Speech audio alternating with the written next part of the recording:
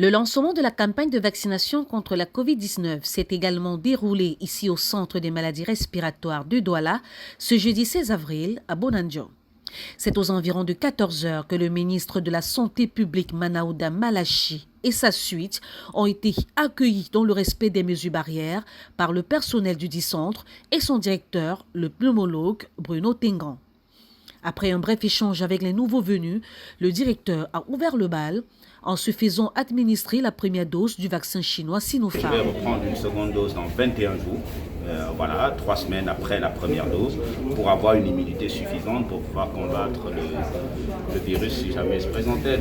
Après lui, c'était au tour du personnel de santé ici rassemblé de recevoir eux aussi leur vaccin contre la COVID-19.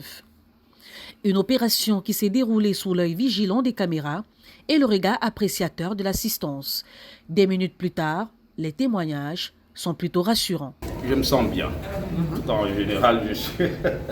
non, il n'y a pas de souci. Après cette injection, oui. Je me sens parfaitement bien, aucun souci. Je viens de prendre ma première dose de vaccin.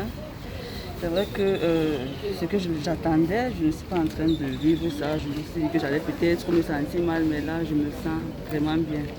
Le matin, quand j'arrivais, je me disais que après le vaccin, peut-être je vais me coucher même 30 minutes.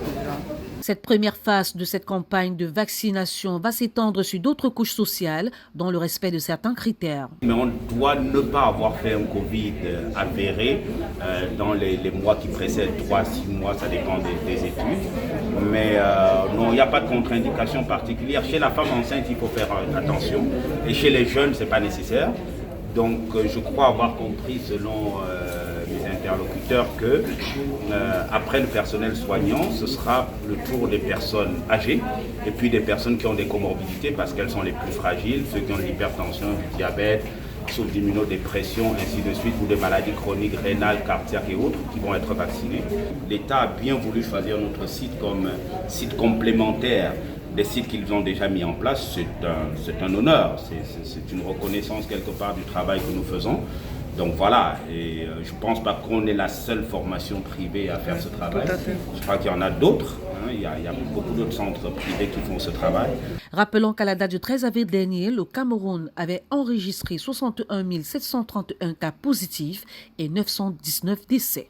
Des chiffres inquiétants qui n'ont pas jusqu'à présent réussi à convaincre la majorité sur la nécessité de se faire vacciner au regard des critiques acerbes qui naissent au jour le jour pour montrer l'inefficacité de cette forme de traitement. Par ailleurs, les plus sceptiques réclament plus de propagande autour du vaccin et veulent voir l'ensemble des hautes personnalités de la République ainsi que les grands hommes d'affaires du pays se faire vacciner pour être convaincus que le vaccin anti-Covid-19 est réellement la seule option fiable pour ne pas subir les frasques de cette pandémie.